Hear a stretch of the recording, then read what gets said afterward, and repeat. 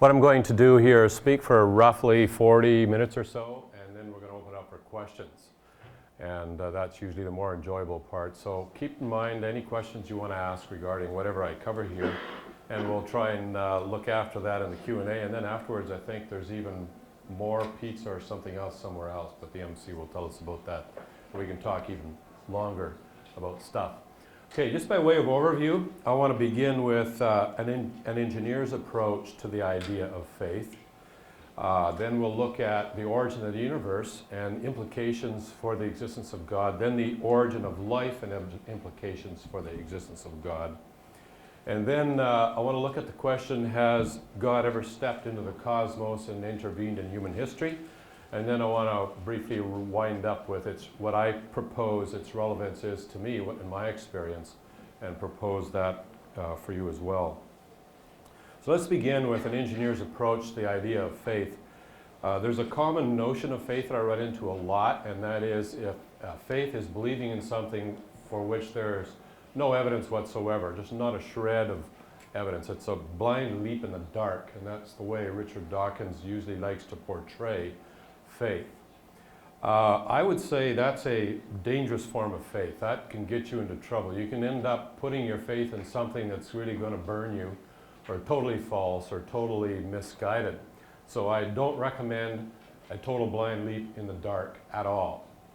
I would say a proper kind of faith is the kind of faith we exercise on a daily basis for all sorts of things that we do. I would call that a rational faith. And a rational faith, there's some justification for putting your faith in whatever it is you're putting your faith in. You've got some justification. That justification may be in the form of some sort of evidence, some form of testing, some consistency with the way things work.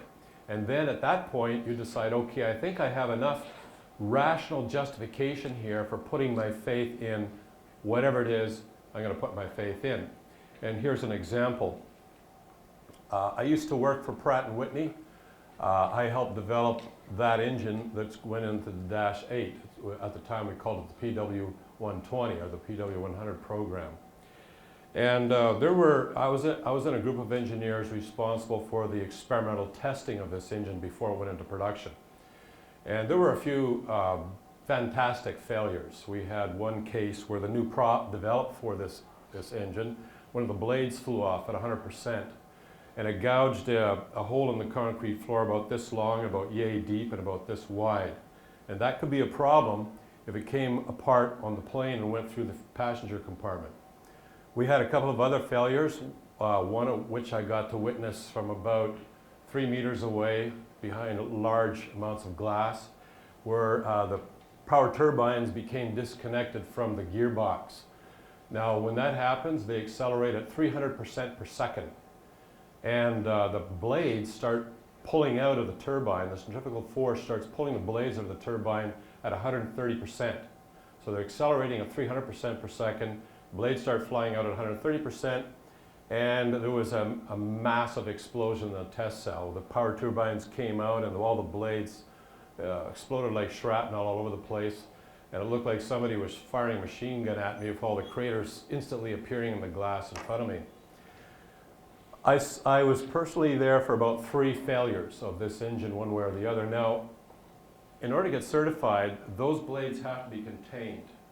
And we eventually developed a titanium containment shield that went around the power turbines, then tested controlled failure, and they actually contained that. But if you are an engineer, you will know that it's impossible to design anything that works 100% of the time. There's no such thing in the real world, and indeed we have failures in the aviation industry from time to time. Now, I have flown on a Dash 8, and the first couple of times it was a little unnerving to climb on that plane because I had witnessed various exciting things in the test period for that engine.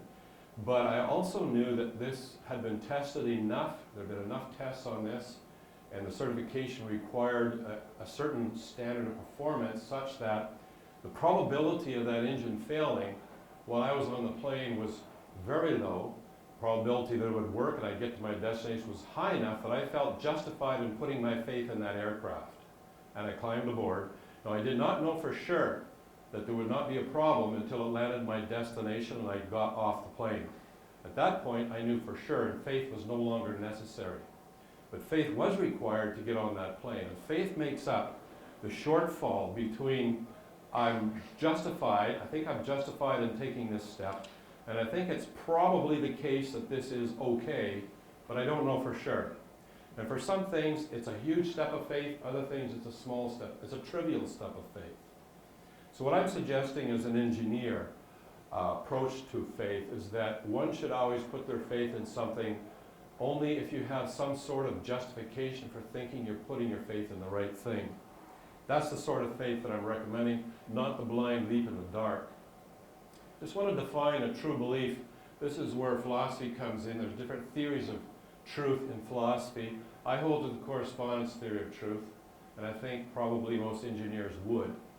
It's an idea that defines a proposition P, or an idea, we'll call it P, is true if and only if it corresponds to reality. That is, it's true if and only if it corresponds to the way things actually are. It doesn't correspond to the way you hope things are or you wish things would be, like a lot of people like to believe today. They think truth is what you basically want it to be, and that's just absolutely not the case when it comes to the correspondence theory of truth. So with that little intro in mind, let's move into part 2, and I'd like to look at God, science, and the origin of nature. And as I said before, if there's any questions at all, please raise them during the Q&A or afterwards at the pizza feeding frenzy that there's going to be afterwards. So there was an interesting article, a little article in New Scientist a couple of years ago, Stephen Hawking's birthday, and what this article did is they looked at the various 3 main categories of theories to do with the origin of the cosmos. How did this universe get here? And there's 3 main ideas. They can be categorized in 3 main categories. And all 3 seem to require a beginning, whether you go with this universe as a one-shot deal, or maybe this universe sort of expands and collapses, and the hope was that it was a perpetual motion machine. But in fact, it's not. It actually, entropy increases with each rebound, and eventually it doesn't collapse anymore, and if you work your way back in the past, it has a beginning. And then there's the multiverse theory, and even with the multiverse, different multiverse scenarios, those require some sort of ultimate, for example, in Hawking's case, a fundamental 11-dimensional M-theory system from which all the other universes originate, but that universe itself has to have a beginning. So that was bad news. Hawking is quoted as saying, and this is the complete quote, because some people claim that I gave this once before, I think here at the UT, and somebody says, this is not the complete quote. Well, it is. He said, a point of creation would be a place where science broke down. One would have to appeal to religion in the hand of God. Now, my understanding is that Stephen Hawking is actually an atheist. So he is hoping that there is some way out of this, but he's bright enough to see that if there is a beginning to nature, and I'll define nature as anything that's defined by space-time, matter, and energy and the laws of physics. And that's the entire physical system, whether this is a one-shot deal, there's only one universe and here we are, or you want to believe in a multiverse system, that entire physical system would be nature. So if nature does have a beginning, as this article summarizes, seems to be the consensus, or what amongst cosmologists, then there's something that points to the supernatural. So why would he say that? Even though he's an atheist, why would he say that? Well, before I explain why, it's important to understand a concept called the circular fallacy. The circular fallacy occurs when you assume your conclusion, the thing you want to prove, you assume that it's true in your opening premise, and then having assumed it's true, you go on to prove in the end that in fact it's true. So here's an example. Proof that the Maple Leafs will win the Stanley Cup. So proposition number 1, the Maple Leafs will win the Stanley Cup. Number 2, since they will win the Stanley Cup, they must be the best team this year. Number 3, since they are the best team, they will win the Stanley Cup. Therefore, the Maple Leafs will win the Stanley Cup. Now the problem with this is it's completely circular. You actually assumed they would win the Stanley Cup in the opening premise, then you went and used that premise to prove that they will win the Stanley Cup, and that's just logically a bad mistake. That's a logical fallacy. So you can't do that. Now there's implications when it comes to the origin of nature. We cannot assume the existence of natural processes in order to explain how natural processes came into existence. In other words, what science tries to do is it tries to come up with a natural explanation for how things occur. But the problem that science hits is when you get to the origin of nature itself, you can't come up with a natural explanation for the origin of nature without assuming natural processes in your natural explanation to explain how nature came into existence, and you've just committed the circular fallacy. So to clarify, we cannot provide a natural explanation for the origin of nature without assuming the existence of nature in your opening premise. And that's logically invalid. So logic requires that the cause of nature must be not natural, which is analytically equivalent to supernatural. Same thing, it's not natural. So let me lay out an argument here from logic. The cause of nature must be either natural or not natural. That's what we would call a true dichotomy in logic. That is, there's no middle ground. It's either natural or it's not. But we've just seen from logic that the cause of nature cannot be natural in order to avoid the circular fallacy. And therefore, the cause of nature must be supernatural.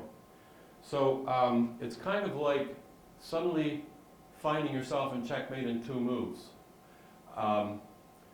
If that's a true dichotomy, and you've eliminated one of the options, and the other option, no matter how badly you don't want it to be true, must be the explanation.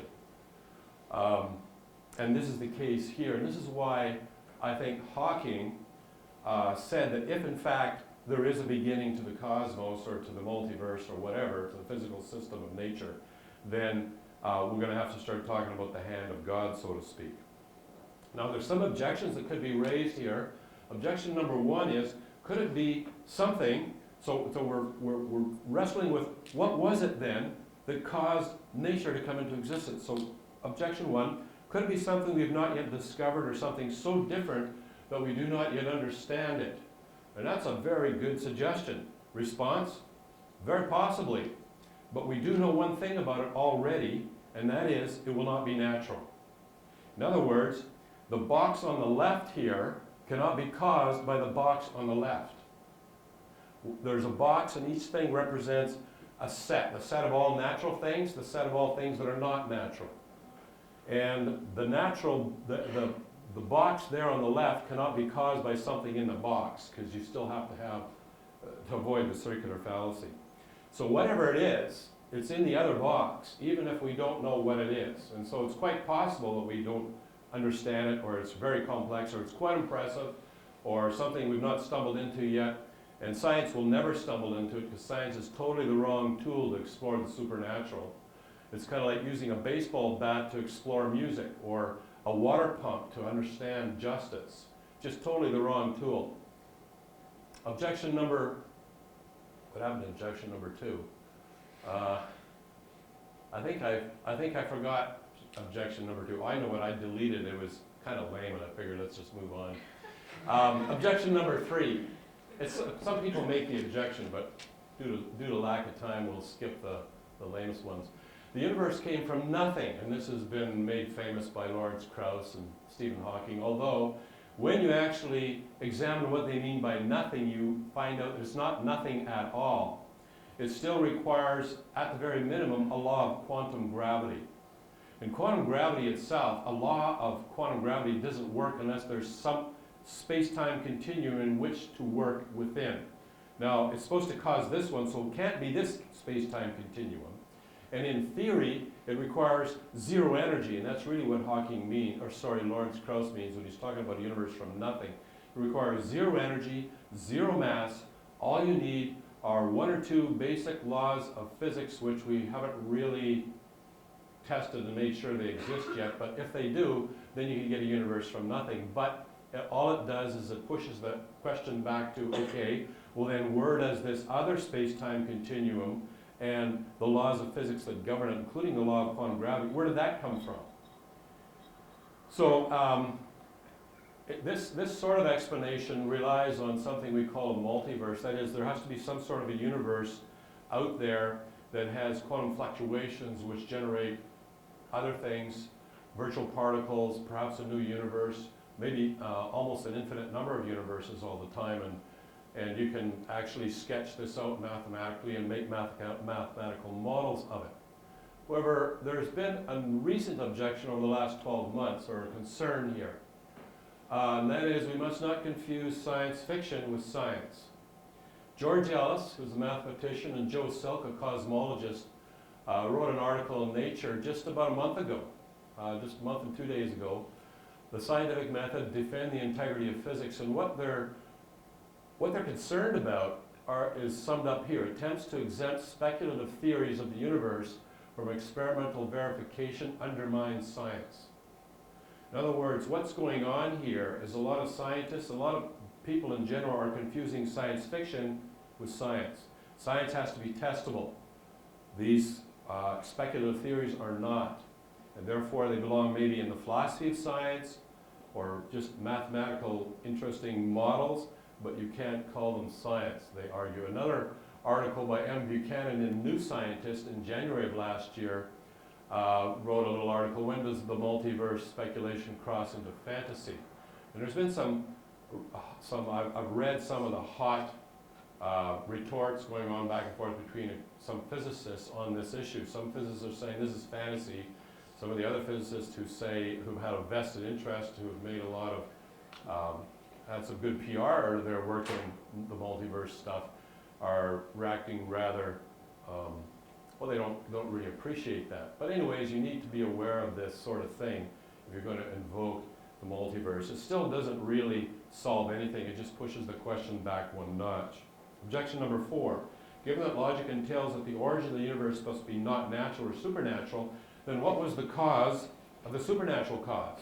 This is the most common. It's not really an objection. What this does is it actually concedes the argument that there is a supernatural cause to the universe.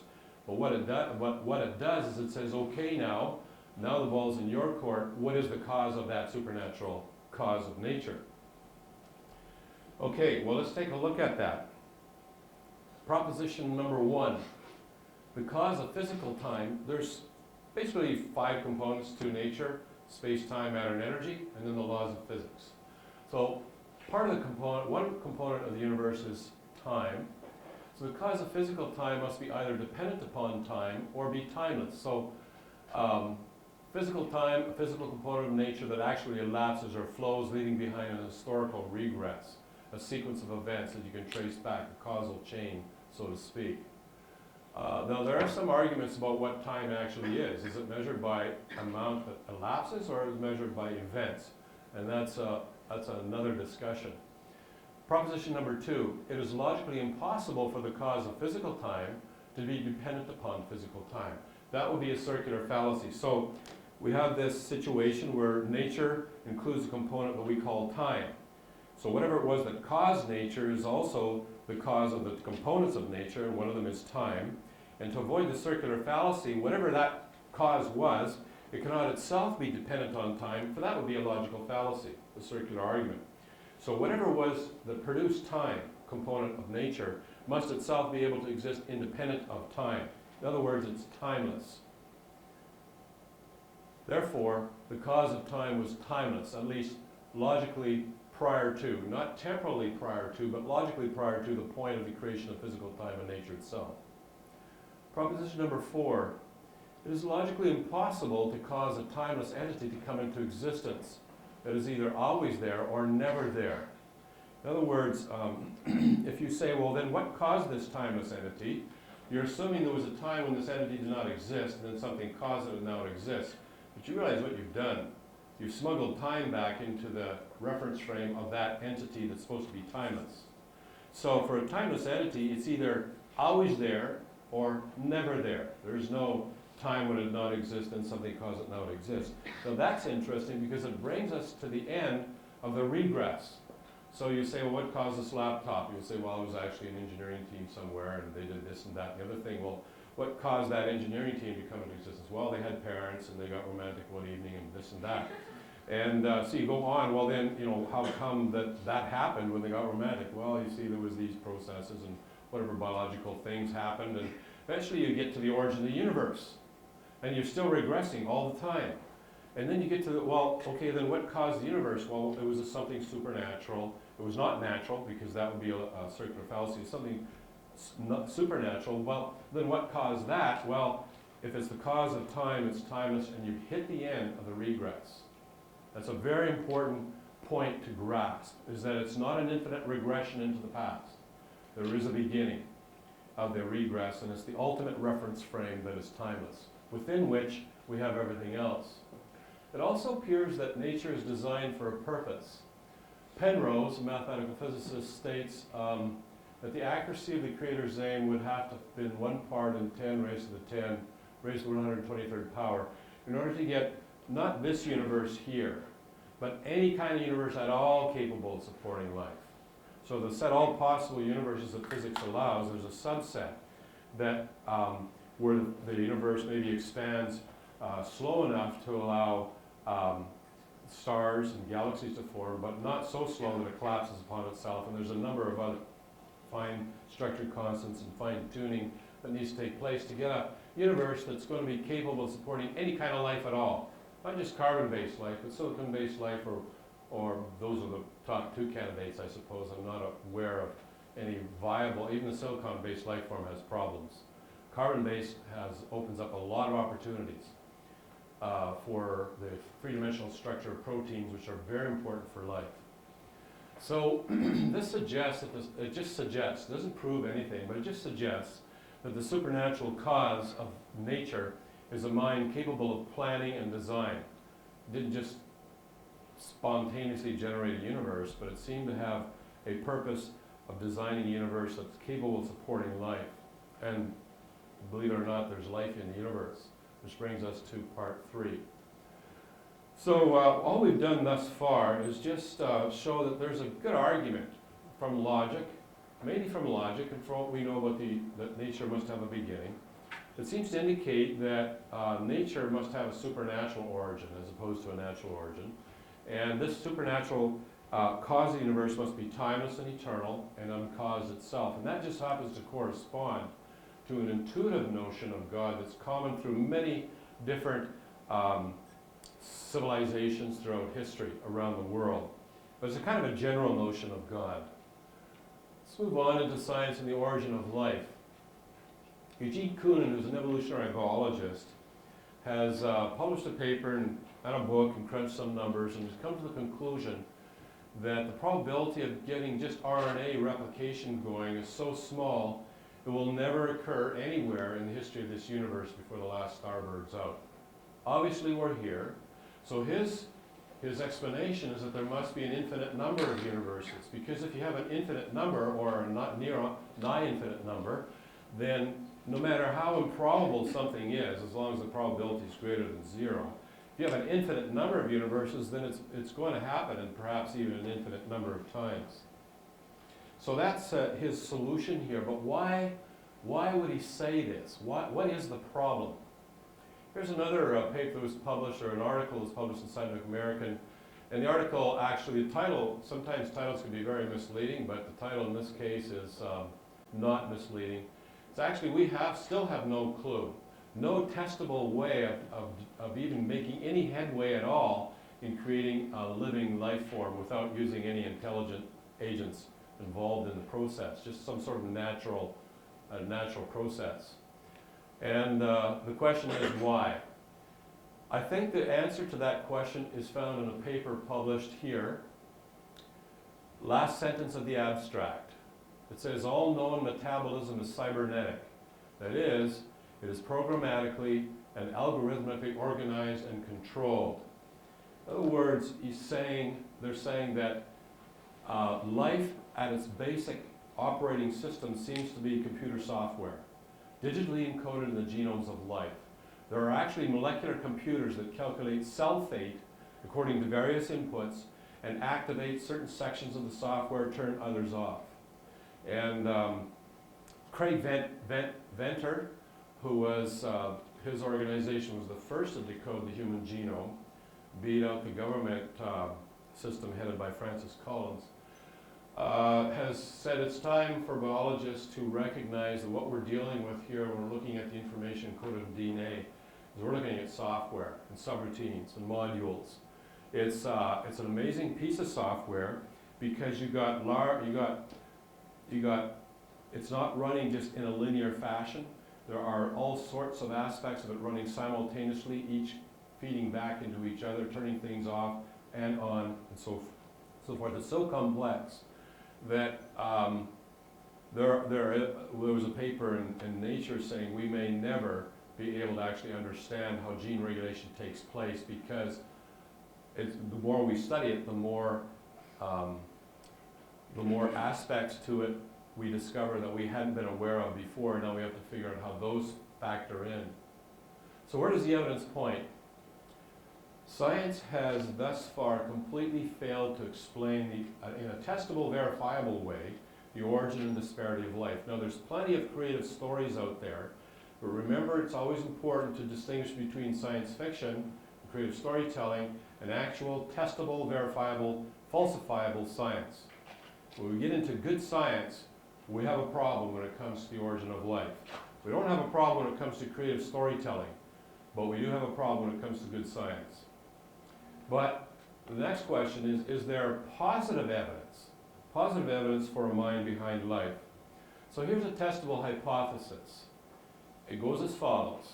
A unique attribute of an intelligent mind is the ability to produce statistically significant levels of functional information. Now note the word unique is there. That means that according to this hypothesis, the only thing that can generate statistically significant levels of functional information are intelligent minds.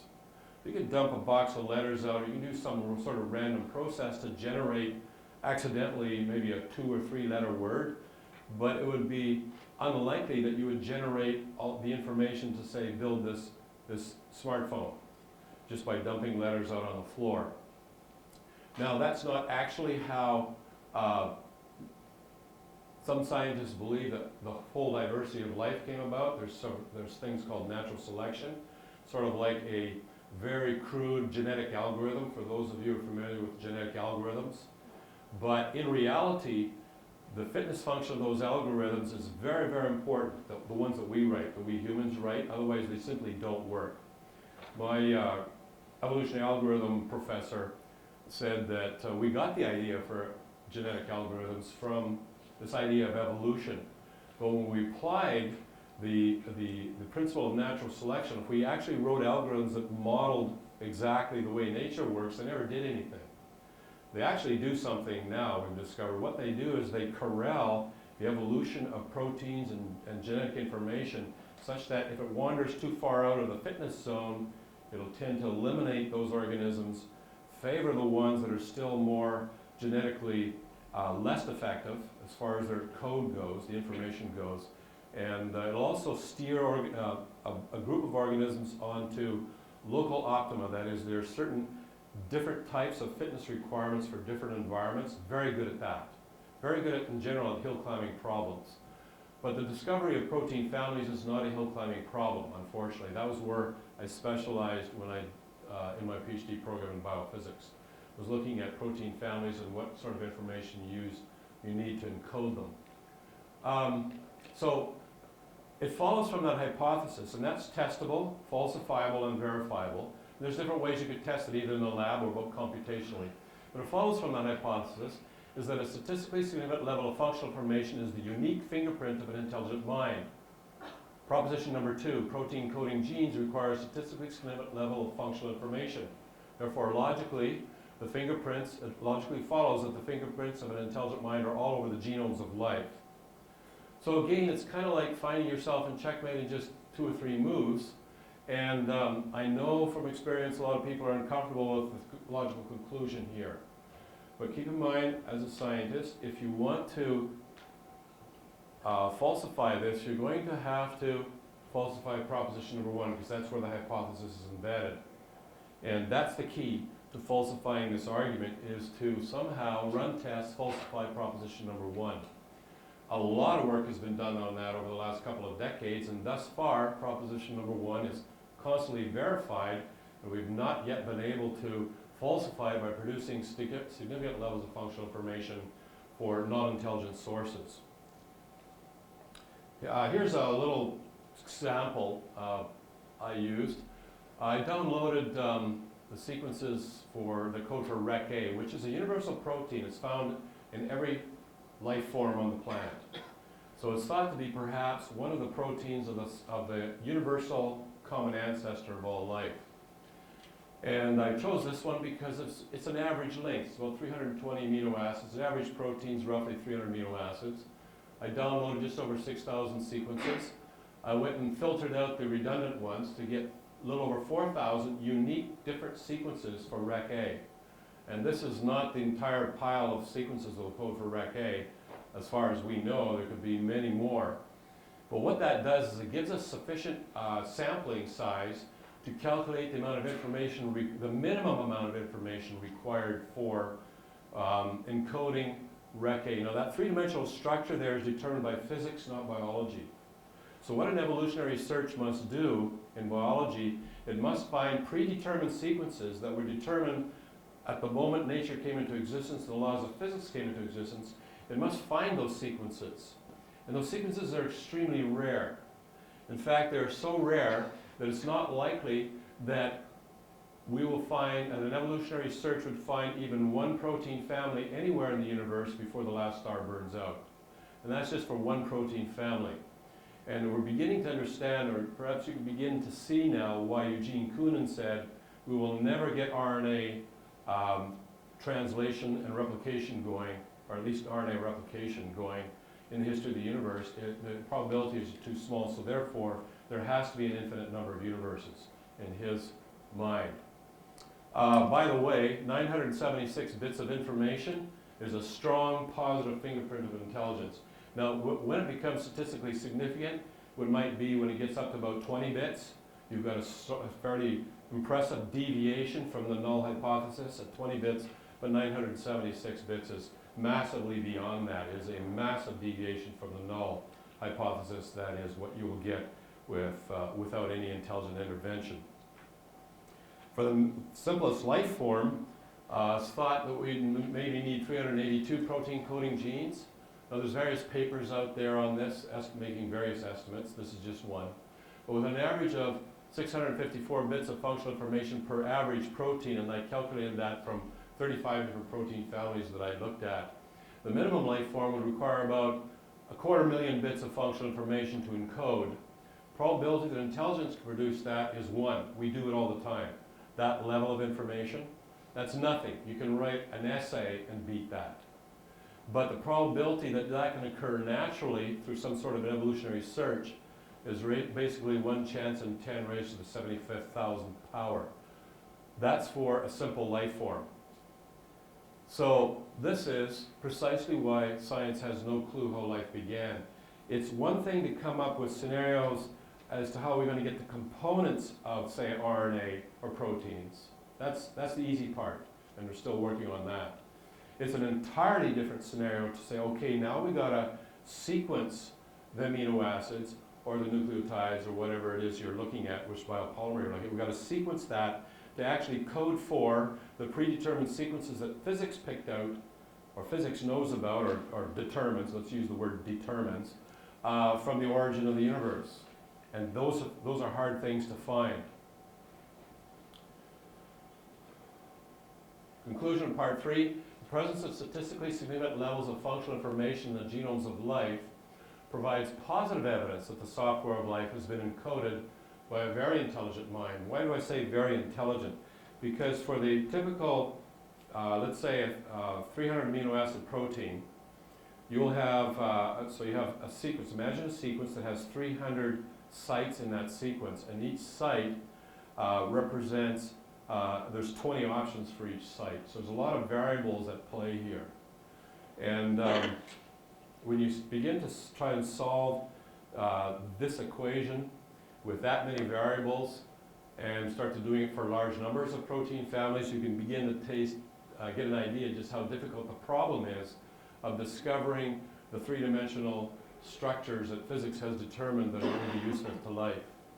So what I'm suggesting here is that the fingerprints of the designer of the universe are all over the software of life. The software is the key. The digital information encoded in the genomes of life. Number 4, has God stepped into the cosmos and human history? So you might be on a winter's night sitting around with your friends by the fireplace speculating about all sorts of things, and somebody would say, hey, this here so far is a general notion of God, but if the universe was designed to support life, it shows that this mind out there has some objective in mind. It includes life, because it's designed specifically to support life. And so, what is the point? Has this mind ever stepped into space-time and actually intervened in human history? So I want to present an argument. None of what I'm presenting here is actually proof, okay? Don't confuse proof with just rational justification. Two different things. I'm just providing rational justification, not proof. But here's an argument. What we look for, if we're going to search for some sort of intervention of the creator of the cosmos into human history, would be a ground zero in history, an event that had a massive impact on the religion. When I say religion, I'm using it in a very general sense, this idea of the supernatural. It had a massive impact on humanity's thinking goes with the supernatural, and on morality of humanity, because we seem to have this idea that there's some sort of a moral code out there that basically we ought to conform to, and that's a whole nother seminar, but you can ask questions about that as well if you want to raise that. Now, it's even better if the shock waves, so to speak, figuratively speaking, from ground zero extend both forward and backward in time. Now, why would I say that? Is because recall that the creator of time must be timeless, and therefore not limited in the way we are, linear in time. It should be able to influence the past as well as the future, centering around that event in history where the creator stepped into space-time, intersected with humanity. Now, once we think we have a candidate, and there's lots of people who would claim to be God, for example. I met two. One was at UBC and one was at the University of Manitoba. But upon questioning them, I just had no rational justification at all to think that they were actually God. They seemed awful human to me. In fact, they didn't seem to have thought through very carefully their claim to be God, because they could really give me no good argument for taking their claim seriously. But that's where 3 comes in. Check into the rational justification for putting one's faith in the person at ground zero who claimed to be God. Now, God could intervene in the universe in a lot of different ways. It doesn't have to be appearing as a human being or among us. There's other ways that I think it can be done, and I think has been done. But let's follow this one line. So if anyone in history both claimed to be God and offered sufficient warrant for believing that he might be telling the truth, then we have warrant for the belief that God exists, has stepped into the cosmos and human history, which should not be surprising if the whole system has been designed for life for some point or purpose. And warrant is not proof. That's different. Warrant is just say, okay, I got some justification here. Same as I got warrant for stepping on that plane and believing that the engines aren't going to explode like I used to see them do in the test cell. So here's my argument. Jesus of Nazareth claimed to be God. In fact, he just didn't say any kind of God, because in the Middle East at that time, lots of Roman gods, Greek gods, and Hebrew God, one God, and then other local gods. He actually said the name of the God he was claiming to be, which is I am. A name that implies that there's no future tense, no past tense for God. This is a good candidate for someone claiming to be the timeless creator of the universe. Proposition number 2, there are 2 lines of warrant for the belief that he was telling the truth. Therefore, there are 2 lines of warrant for the belief that God exists and has stepped into the cosmos and human history. Now, this is a little different from the argument I presented for the origin of nature. The origin of nature, it's really hard to get out of that one, because it's the premise, the most controversial premise is actually logically determined. Whereas this one here is premise number 2. This is quite a bit different, because premise number 2 is very controversial. There's a lot of work would need to be done to get that one up and running, or to provide rational justification for that. Certainly, to try and provide proof of premise number 2 would be perhaps, at this point in history, an impossible endeavor, but we could provide rational justification, maybe, so let me try it. Here's the first line of warrant. The Old Testament, we know, was written before the time of Christ. Sometime, and there's people argue about when it was written, Nobody disputes it was written before the time of Christ. No scholar would dispute that. What they would dispute is exactly when it was written.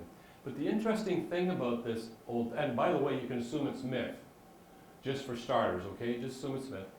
But the Old Testament contains many prophecies about the Messiah who would come from eternity and be born in Bethlehem and be executed and rise again. For example, in Micah 5:2, it talks about Bethlehem, and a person will come from Bethlehem who exists from, the Hebrew word is olam, days of eternity, everlasting. Very interesting prophecy to make. So there are a lot of these. The historical evidence seems to indicate that Jesus of Nazareth fulfilled the first set of messianic prophecies against impossible odds, an occurrence that is unique in human history. We have nothing else like that in human history, where a lot of prophecies existed for hundreds and even thousands of years about a particular event or person, and then at the right time, amazingly, somebody stepped up to the plate and fulfilled those prophecies. Nothing like that elsewhere in human history. Doesn't prove that Jesus is God, but what it does do is when he claims to be God, I pay a bit more attention to that person rather than the guy at UBC or the one at the University of Manitoba who can provide no rational justification at all for me taking his claim seriously. This is interesting here. And furthermore, this suggests that the information in the Old Testament, even if we initially assumed it was a myth, came from a source that transcends time, because you're getting information about the future in the past. This is what I mean about a ground zero event that not only affected the future, but it also affected the past. And the best candidate for that sort of situation is a source of information that transcends time. Again, not proof, just something interesting to go home and argue with your friends about. Second line of warrant. The most rigorous, recent, and scholarly historiographical analysis of the historical bedrock facts surrounding, there's about 5 bedrock facts that are unanimously accepted by all scholars in the field, or almost unanimously by all scholars in the field. The full range of scholars, from atheists to agnostics to theists to different ethnic groups. And there are 5 bedrock facts. So if somebody says Jesus never existed, they're badly unaware of what the historians in the field accept as historical bedrock facts about Jesus of Nazareth. No, they don't accept that he was God. Okay, I'll have them later if you are interested in them. But there are certain historical facts about this person, and when historiographical analysis is done on those facts, there's a lot of hypothesis about how do we explain what happened in the first century in Jerusalem. How do we explain that? And so these hypotheses have been looked at, examined, using standard historiographical approach, and the best conclusion is that it actually happened. There actually was a resurrection from the dead in the first century around AD 30. Now, during his short life in the first century, Jesus said that this would be the main sign that the Messiah had come. Now, this is, for some of you, may be totally new. It may be so new it sounds completely bogus. But let me refer you to an excellent source on this. 700 pages, very rigorous, 100 pages of references, meticulously works through the historical analysis of this event and comes to that conclusion. Here's one other thing that we know happened with, speaking of the ground zero event, with a 7-week period followed that alleged resurrection from the dead, and then there was an explosion of belief within Jerusalem, right in the face of fierce religious opposition. Within 30 years it had spread throughout the Roman Empire. Within 22 years it had spread as far east as India. Something very remarkable happened that's unique in history. Now today when something happens, within seconds it's all over the world because of the internet, but there was no internet then. It was something that was spread by word of mouth. It was something so amazing and so fantastic that the scholars in the field do accept that the people at the time believed that he had risen from the dead. They're not saying he did. Though some would say, they argue that's the best explanation, but one of the facts is that the people at the time believed that something had happened, that he'd actually risen from the dead. So as a result, Christianity exploded as far east as India. And there's a coin from the middle of the first century, India, with the Apostle Thomas's face on that. He was the person that actually took this news to India in the first century within 22 years of that historical ground zero event. So I want to close with relevance to you and me. And this is more like, how does this apply to me? And I'll just tell you how it applies, how I've applied it to myself as not just an engineer, but as a philosopher, as a normal human being, as a person who thinks through stuff and admits that he might be wrong about a lot of things. But at least you're hearing how I apply this to me. Number one, there is a point where the evidence warrants stepping into the plane, so to speak, as I argued at the beginning, where I think that the justification is strong enough to say, okay, I think I'll take that step of faith that maybe this is actually happening here. Number two, so how can we actually experience God?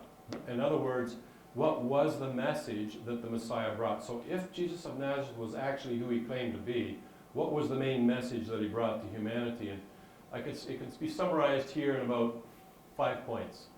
Number one, we've been created to know God and spend eternity with him. We've been created to know the origin of the one who is the creator of the cosmos.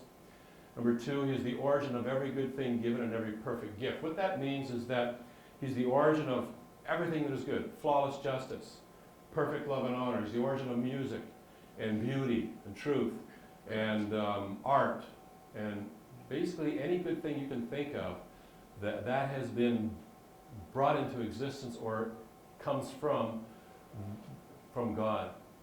So he's saying that we've been created to have a personal relationship with this being, but there's a problem, is that we have done things that have violated God's standard of perfection, moral things, moral infractions. And as a result, there's a serious problem because there's a massive, perhaps an infinite gulf between us and God because God is the origin of perfection and beauty. We've violated that sort of thing. But the solution is here, and this is why Jesus of Nazareth came, why he said he came. He became a man to satisfy the demands of flawless justice so that he could then satisfy the demands of perfect love and honor. Normally, if you get in trouble and the judge likes you and so lets you off the hook, that's called corruption. So the judge likes you, satisfy the demands of friendship, but at the expense of justice. Or they can satisfy the demands of justice, but if the judge really cares for you, the judge is not too happy about that. This satisfies the demands of both. Finally, the last step is whether or not you get on the plane, and that's up to each individual person, the actual step of faith. And I'll close with a comment that Jesus stated. He says, "See, I am standing at the door to your soul and I am knocking. If you open the door, I will come in and I will dine with you and you with me." And this first century concept of dining with someone means we're going to have good times together. You're actually going to get to know me, I'm going to get to know you, and it's going to be good, and we'll enjoy one another's company. But he's saying not just for a few minutes or a few hours, but throughout the remainder of your life and into eternity. Yeah, so I'm not the fount of all knowledge. I'm just thinking through these things myself, but you can ask any question you want and I'll tell you at least as far as my thinking has gone on whatever the topic is that you asked the question on. So why don't we begin? Any questions at all? Just turn this off to conserve my power. Actually, I'll leave it on in case somebody wants to see something. Yes? Yeah, with RecA statistics, does it take into consideration any protein folding proteins that you need, or is RecA simple enough that you don't need that? RecA is a globular protein. It has a three-dimensional structure, and that's one of the about 75% of all protein families have a three-dimensional structure. There's intrinsically unstructured ones, but I wasn't really concerned with what the protein did.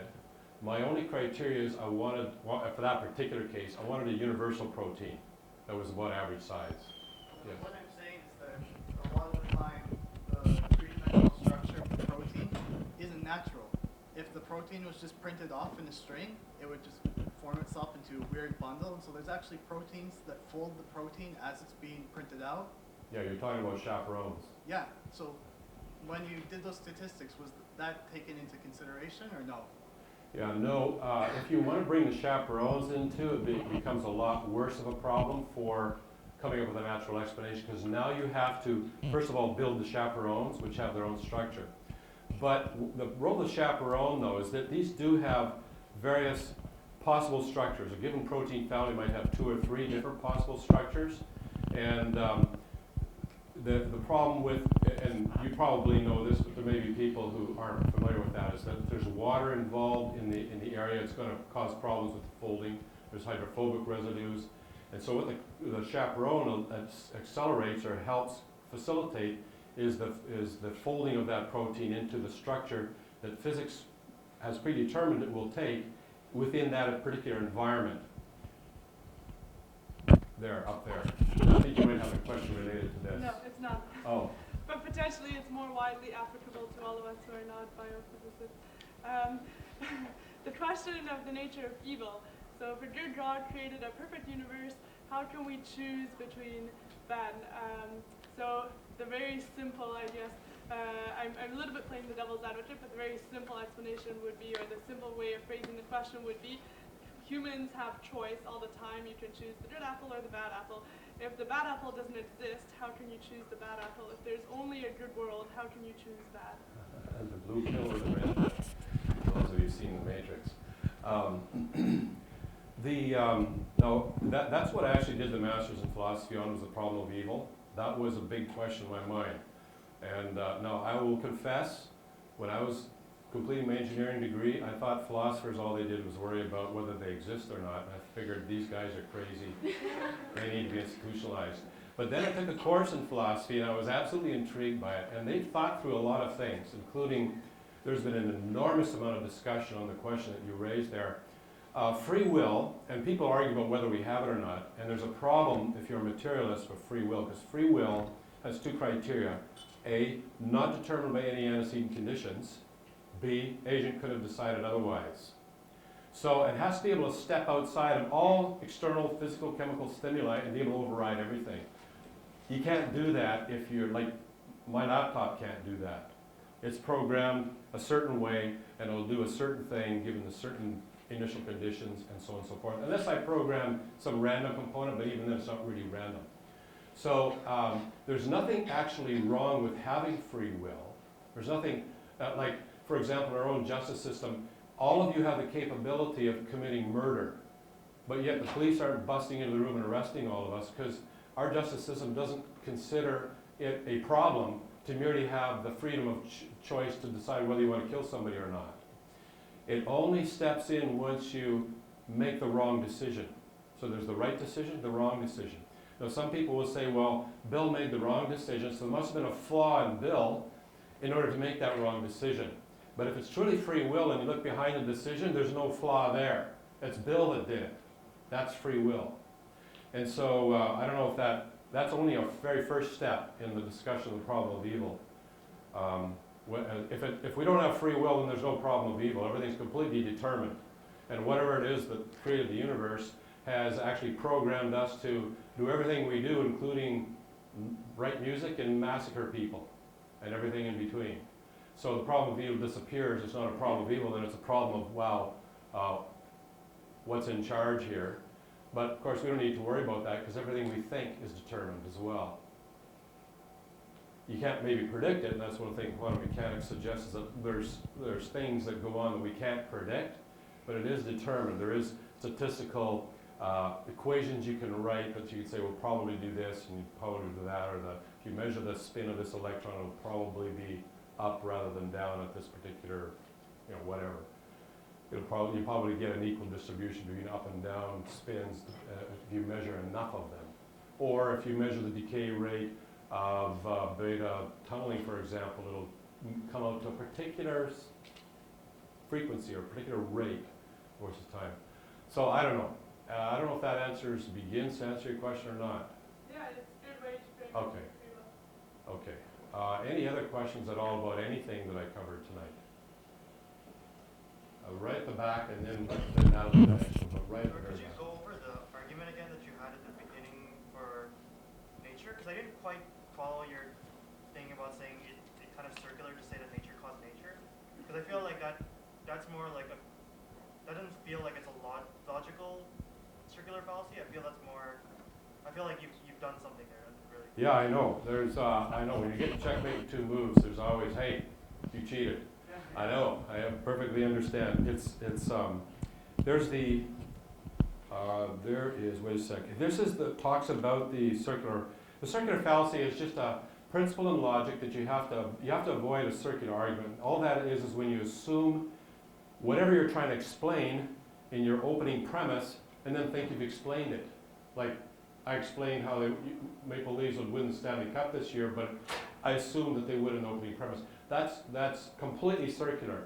If I didn't assume that, a real proof or a real argument is going to work from a series of propositions to a logical conclusion, but you're not going to embed that conclusion in one of your propositions.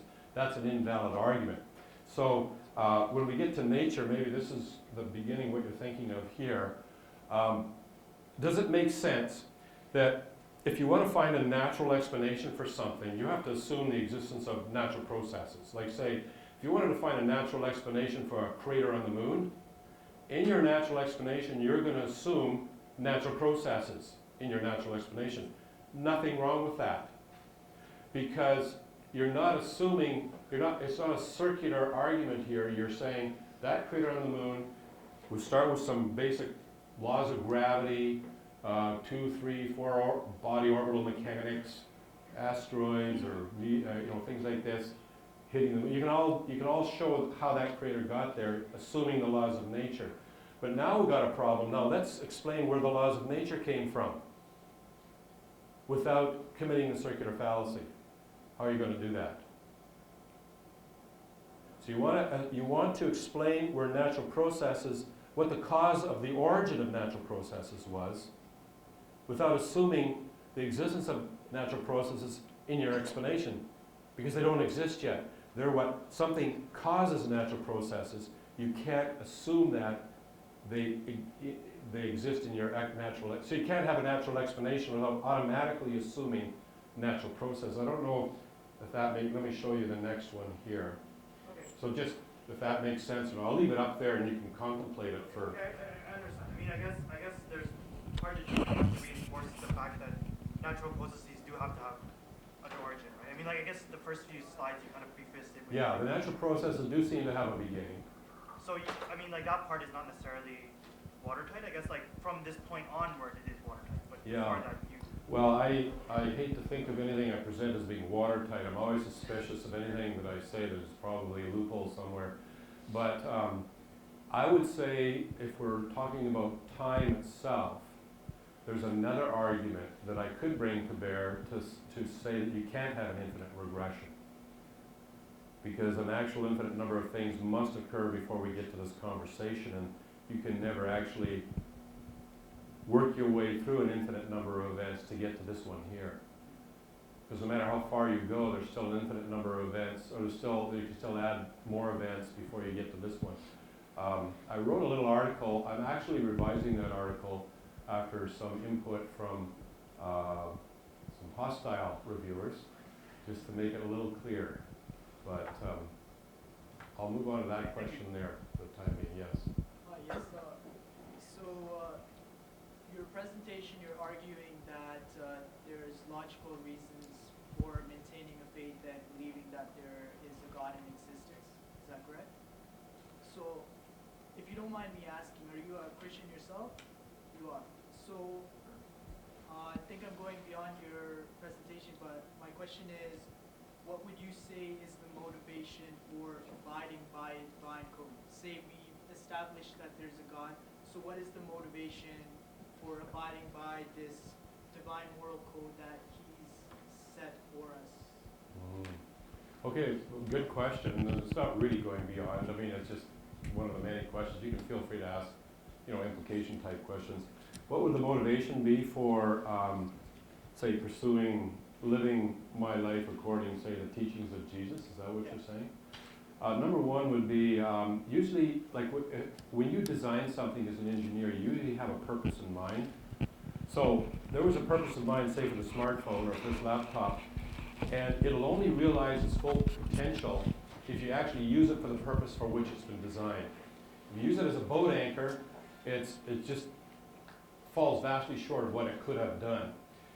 In the same way, it seems to me that if I've been designed for a particular point or a particular purpose, then I will realize my maximum fulfillment of potential if I actually fit my life to correspond with that purpose, number one. So that's the first benefit there. Of course, that's assuming that I'm on the right track. Maybe I'm, you know, other people would say, I'm sure in this room, totally off the right track, but I think I'm on the right track. Secondly, when I actually began this personal relationship with God, me personally, is I actually began to experience the presence of God. It was enormously fulfilling. It's the most fulfilling thing I've ever experienced.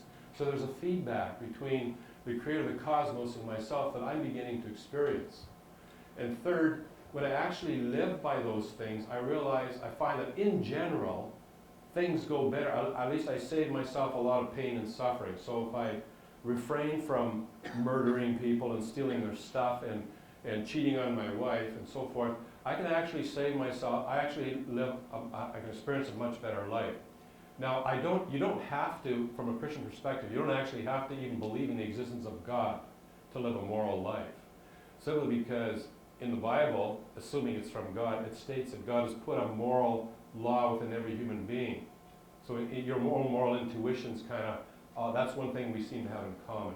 I'll stop there. Does this, if you want to follow that up with a more precise or follow-up question? I was going to get to, so you don't believe that the basis for accepting religion, following religion, is the fear of eternal suffering itself? Well, for me, I think, well, in the case of Christianity, I think that would be a bad reason. It's not real. Like, for example, the illustration that God uses in the Bible between our relationship with God and humanity, he uses the illustration between a man and his wife. So I could walk up to a woman and I could pull a gun on her and I say, I'll blow your brains out unless you marry me.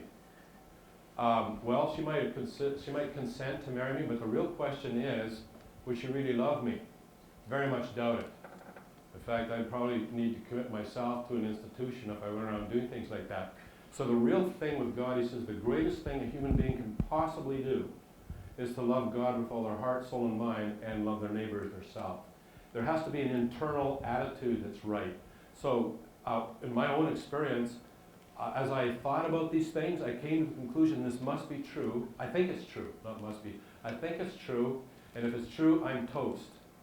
Because hell I would define, it seems that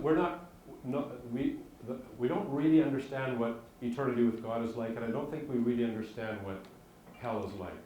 But imagine a place that's totally separated from the one who's the origin of love and honor and power and justice and beauty and music and art. In the final, once you pass on into the hereafter, if you have not chosen God, chosen to accept that gift that he offers, that relationship with him, then there's a separation occurs and you live in a realm where there is nothing. It's a complete absence of love, complete absence of honor, of justice, absence of beauty. And to me, that's I can't even imagine, that's got to be hell. I mean, that's the only word that comes to mind. Now, there might be other aspects to it, but all I know is that I don't want to experience that. But there was a time when I believed that's where I'm headed, but that alone didn't do it for me. Because the big question in my mind is God worse? I don't trust God. What is God? And so when I was first faced with, like, kind of like that outline I left at the end, I knew it was up to me to decide. Nobody could put a gun to my head. And I knew these are the two options, but I wasn't sure that God was a better option than hell at that time. And that wasn't what attracted me to God. I was eventually attracted to God because it seemed there is something that is out there that is unspeakably good and beautiful and powerful and honorable and just and musical and every good thing. This being, I was attracted to. The hell is really a result of the natural way I was going. It's kind of like we're all dying, we're all going to die. So when the physician comes along and says, I can give you a needle that'll cure your disease, or you're going to die, it's not threatening us. He's just explaining the natural results of not taking the vaccination or whatever it is. And that's what God is doing to humanity. He says, here's where you guys are going. I don't want you to go there. This is the antidote to this problem. So hell, when I see a Christian, a so-called Christian, I have serious doubts that person's a true Christian, because the whole point is to love God and love our neighbors ourselves. They've missed the whole point. They just signed an insurance policy, and my question is, do they really have faith, or they're just taking a gamble? It's like choose that door and that door and that door. There's nothing, there might be nothing behind any doors, but we know for sure if you choose that door and there's anything behind that door, it's horrible. So better choose that door. That's not how it works. Yes? I had a question regarding what do you think God's role in the continuing universe is? So is he sort of the watchmaker God, or is there a big poof and the universe exists as we know it, or what role does he play every day? Well, he says he holds everything together, like the physical cosmos together. What does that mean? I don't know. We know that what matter is made of, and we get down to the quarks and one of those, and some people say, well, maybe it's some sort of a